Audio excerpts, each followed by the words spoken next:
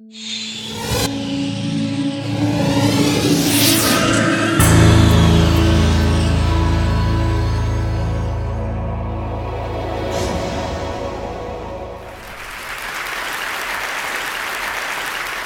only have 3 minutes, so I'm going to have to talk fast, and it'll use up your experimental cycles, so multitasking may be hard.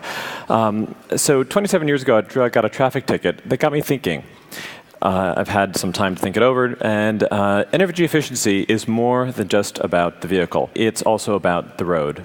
Road design makes a difference, particularly intersections, of which there are two types, signalized and unsignalized, which means stop signs.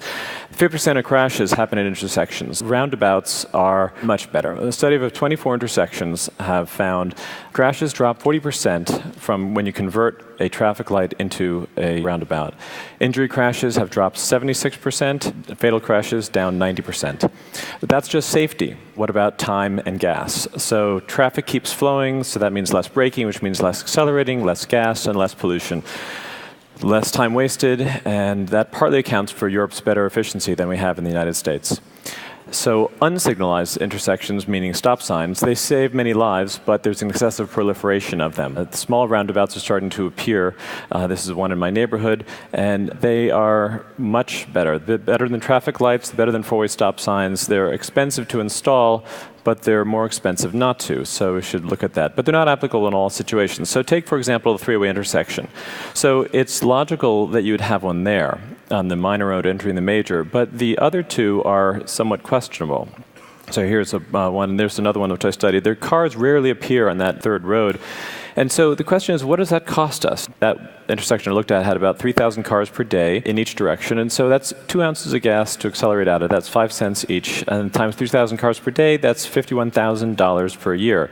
That's just the gasoline cost. There's also pollution, wear on the car, and time. What's that time worth? Well, 10 seconds per 3,000 cars, that's 8.3 hours per day. That's at average wage in the US is $20 an hour. That is $60,000 per year. Add that together with the gas, and it's $112,000 per year just for that sign in each direction.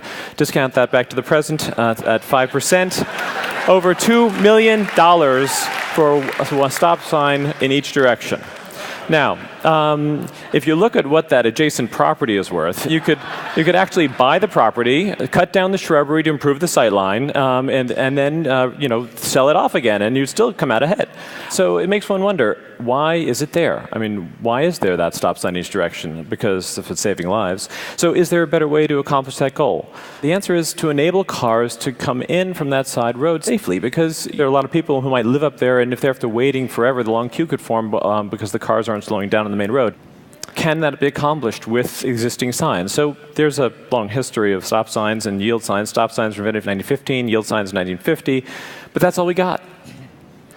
So why not use a yield sign? Well, the meaning of yield is you must yield the right of way. That means if there are 5 cars waiting, you have to wait till they all go, then you go. It lacks the notion of alternating or taking turns.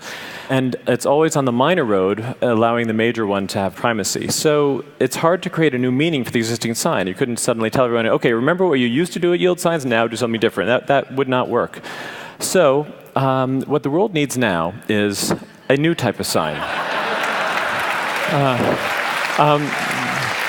So you have a little instruction below it, for those who didn't see the public service announcements, and it merges the stop sign and yield signs.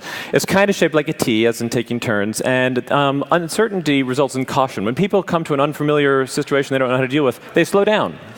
So now that you're all road scholars, don't wait for that sign to be adopted. These things don't change quickly. But you all are members of communities, and you can exercise your community influence to create more sensible traffic flows.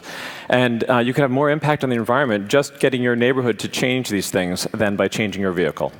Thank you very much.